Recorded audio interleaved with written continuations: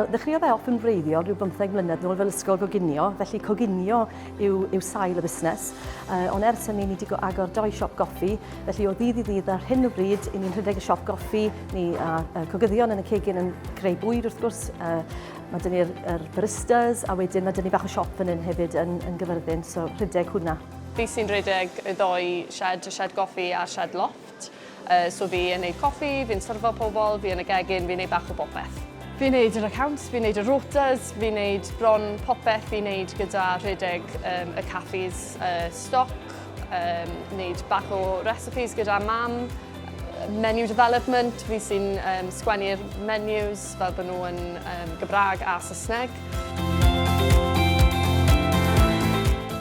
So es I university yn Oxford Brookes, so ni'n byw yn Rydychen am tua 6 blynedd erbyn bod fi wedi gorffen y degree a wedyn es I mewn I management o priodasau a hefyd wneud y staff oedd yn rhedeg yr diwrnod priodas gyda cwmni lan yn Rydychen a wedyn des I nôl pam o'n I wedi agor y sied. Y sied gyntaf yn Felynwen a wedyn es I wedyn I symud i'r Caribbean a gweithio mas fyna mewn restaurant mas yn y Caribbean ar ôl, wel, just cyn Covid, a wedyn nath Covid digwydd a wedyn agorwn ni'r sied goffi. Ie, fi'n neud addysg gynradd yn y Cymraeg yn Prifysgol y Drindod Dewi Sant. Fi'n neud 1 diwrnod yr wythnos fan hyn, jyst yn neud y cacanau I gyd, ie. Mae fe bach yn change, jyst o mynd I pob dydd yn y Prifysgol yn jyst dysgu I, jyst I neud hwn, a mae fe'n neis achos fi jyst yn gallu neud beth fi moyn fan hyn. Fi'n gwybod fi'n dod mewn I gwaith, mae jyst list I fi neud a fi jyst yn cael get it done. Yn bendant, mae sawl un o'n staff ni wedi dechrau yn ifanc 18-19. Maen nhw wedi dechrau falle I helpu yn y gegin neu fel waitresses ac yn y blaen, ond maen nhw wedi symud mewn i'r gegin, maen nhw wedi dysgu sut I wneud bara, sut I wneud cacennau, a mae dyn ni un Gwen sydd nawr, mae'n basically service chef, so mae hi yn creu bwydydd I fynd mas ar platau ar gyfer ein cwsmeriaid ni. So mae wedi mynd trwy'r holl broses. Paid meddwl bod chi ddim yn fel qualified, achos oedd fi fel dim llawer o experience a nawr fi'n gallu gwneud llawer a just paid teimlo'n bad am gofyn cwestiynau achos na beth sydd wedi helpu fi. Byddwn ni'n awgrymu bod nhw'n cymryd un araf, meddwl, falle trial lot o wahanol swyddi I cael gweld beth maen nhw'n mwynhau a beth nhw ddim.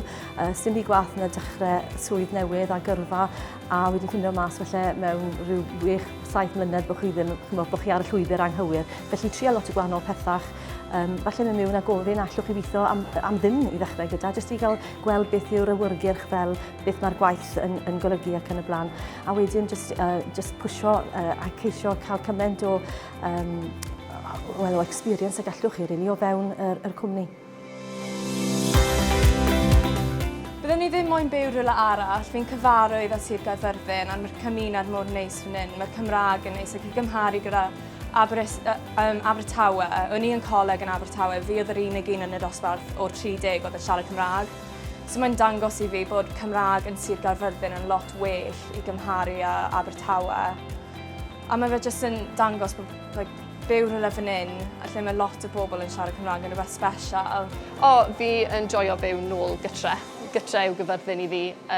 Wedi byw ma ers o'n i'n 9 a wedyn symud I ffwrdd I lot o llefydd, ond wedi dod nôl a wedi prynu'r ail tŷ nawr yn Sir Gyfyrddin a fan hyn byddai'n aros. O fyw yn Sir Gâr, mae gennych chi pobl hyfryd, tywydd, glif hyfryd, lot o air, lot o wartheg, lot o ddefed, ond mae'n ardal hyfryd, mae jyst yn ardal, wel, fi'n dod o Gyfyrddin, fi wedi dod nôl I Gyfyrddin, a mae hwnna'n gweud rhywbeth yn dweud. Wel, mae'r pobl yn neis ma, a mae lot o pethau I wneud rhan fan hyn. Fi'n just hoffi fel yr natur a'r countryside a pethau fel dwi'n hoffi, a mynd mas am fel walk bach. Adeiladu tîm yn dda, mae gofyn bod chi'n rhan o'r tîm i ddechrau gyda fi. Os ydyn teimlo bod fi yn nabod y staff yn dda, fi'n gweithio gyda'r staff. I fi'n bodlon wneud unrhyw beth mae'r staff, unrhyw beth fi'n gofyn i'r staff i wneud, fi'n bodlon wneud yn unan. A hefyd, dod i nabod y staff, gwybod i sefyllfa nhw yn y cartre falle, yn ariannol ac yn y blaen, a bod gyda chi parch iddyn nhw. Fi wedi gweld bod fi wedi dechrau siarad mwy Cymraeg ers gweithio yma, achos mae lot o clientele sy'n dod mewn yn Gymraeg. A pan o'n i mas yn y ffrant, o'n i'n siarad lot o Cymraeg, a pan mae'r pobl yn dod i fel deliveries, maen nhw'n siarad Cymraeg, a fi'n siarad nôl ato nhw.